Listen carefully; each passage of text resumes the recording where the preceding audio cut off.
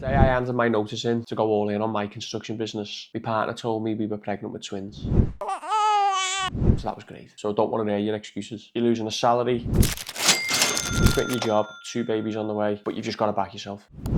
I know how hard it is being there. I'm still there now. Anything that goes there.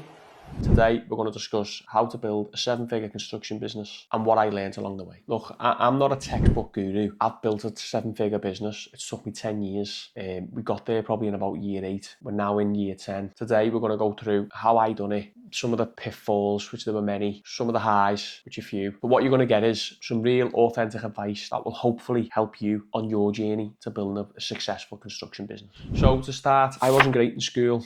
Same story, a lot of potential, couldn't apply himself.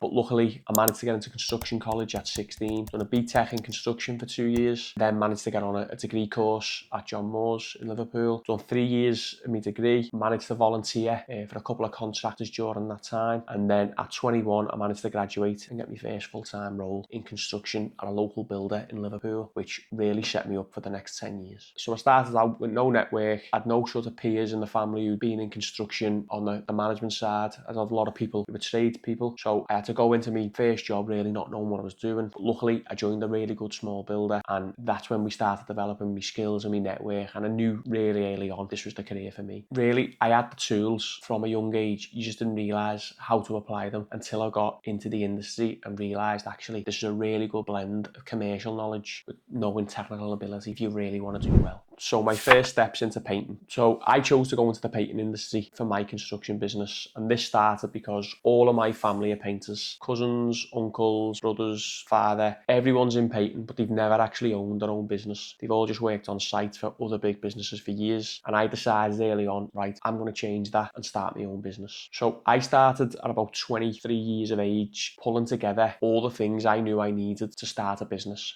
So I've been QSing at this point for about 2 years properly full time. So I started saving all the best practice I'd seen over the years, from tender receive responses to health and safety, commercial processes, everything that I liked. And I started building a business in the background. I didn't even have a name at the time, but I started putting my systems and processes in place, which I still use to this day. And the lesson here is you don't need anything flashy to start. You just need to start putting the infrastructure in place and know at some point you are going to go for it. So at first, I had no brands, I had no experience, I had no systems and processes. So as I say, I started building them. And one of the big issues I had no mentor really to show me what to do. So in hindsight, or nowadays, a lot of people get like coaching and stuff like that, but it wasn't really 10, 11 years ago. It wasn't really a thing. Like most people just done it the hard way, which I wouldn't recommend. It's not great. But luckily, I had a lot of colleagues within my existing employment who'd help me. So I had accountants who'd stay late and show me how to do like the CIS returns. I had operations people show me the best practice on health and safety.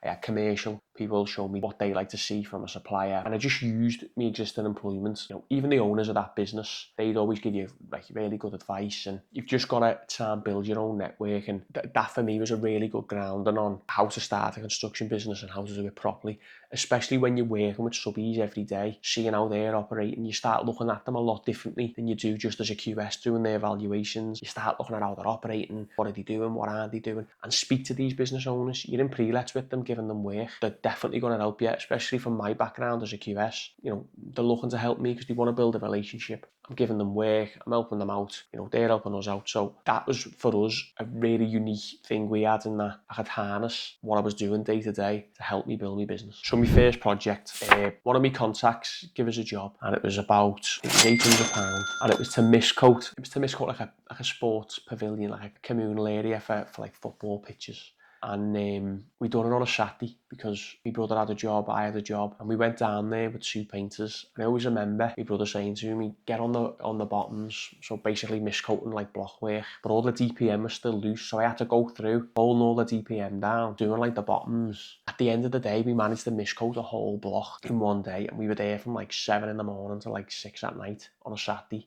But I had the keys for the project because I knew the site manager, so he allowed me to open up and shut. And it's them things. And I remember at the end of the day, my brother saying to me, good job you done them bottoms, otherwise we just wouldn't have got that done. And it was them sort of moments you remember, even like now, 10 years later, that's how you have to get going, or certainly how we got going, and that's all we know really from that day forward, was just working hard. And now something we look back on fondly, but at the time we just worried about how we're actually going to paint this job. So from that order of £800, we then won the painting on the project, which was about 10,000. Yeah, and that was our first job, Carl and Newman. So on our first project, we managed to get 14-day payment terms from month end. So in my job, I'd managed to save up like £20,000, which might sound a lot now, but at the time that was a lot of money. I was only 24, it was basically all my savings. So we needed like 6 weeks worth of money. So that was enough to get us going. We needed someone on site full time. So my brother had to quit his job. So I said to him, look, just say his salary was 25,000 a year at the time. I said, look, I can't keep you in work every week, but I can pay you 25,000 over the course of the year on the profit we make on jobs.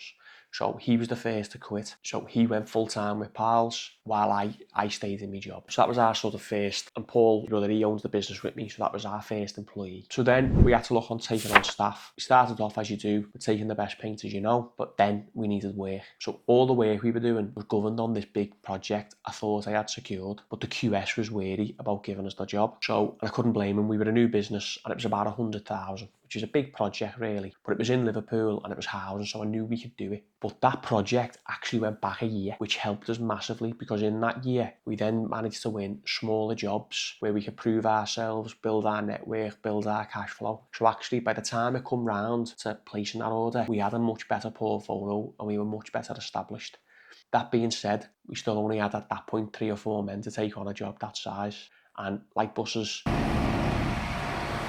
There you go, you wait for the bus and 10 come at once. we then got a just as big a job that started about 4 weeks later. So we had 200 grand's worth of work for 4 men.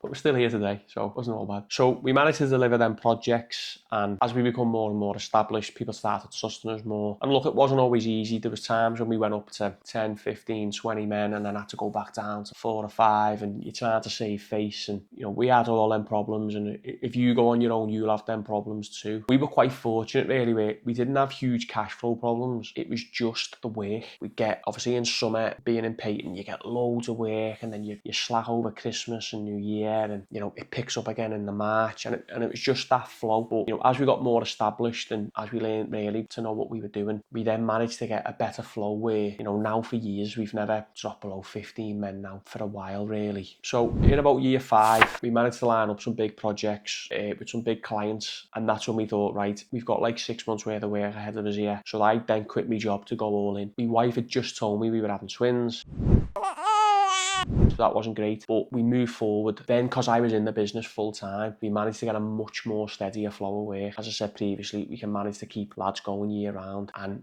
build up that core. We then obviously got a bit better with social media as LinkedIn was becoming more and more popular, and other forms of advertising, and the network just got bigger and bigger, and we were genuinely becoming a good business to work with. We were good for clients, we were trying our best, which is always great for winning work. And you know, if you do get something wrong, we were honest, and equally when clients were in trouble, you know, we didn't hold them over a barrel. That was how sort of we got from year 5 to 10. Obviously shortening that down a lot here for the sake of this video, but one thing, we've always been at the coalface. You know, we don't have lots of management. There's me, there's my brother, and then there's 25, 30 painters. So that's the only way we know how to do it. Being in there day to day, doing the stuff that's not, you know, YouTubeable or Instagrammable, but that's how you make your money. Make sure all your systems and processes are in place, cash flow, you know, you're paying people on time, you're paying your lads on time, you're chasing your clients to get paid, you're forming good relationships with people in accounts departments, that way you get paid. All of them things now, we've brought together over them 10 years, and we have now a pretty sustainable business. So what Pals looks like today? Today we have a really solid back office, really solid systems and processes, really solid core of operatives, and a really solid client base. We only work for good companies. We are now, obviously as we're a lot more established, able to pick and choose who we work for and where we work as well. Now we're 10 years worth of putting solutions to those problems, bringing them all together, and now we're a business which can offer a great service to its clients and a great place to work for its staff. If you're serious about starting a proper construction business, I've attached below our business plan template. It can really help you map out what you need to do, when you need to do it, and how the business is going to look, certainly in the next 12 months. Download it below, it's free. It'll really help to give you some plans on how you're going to drive your business forward in the coming months and years. Thanks for watching today. If you thought that was helpful, you'll love this video here on how to start a construction business.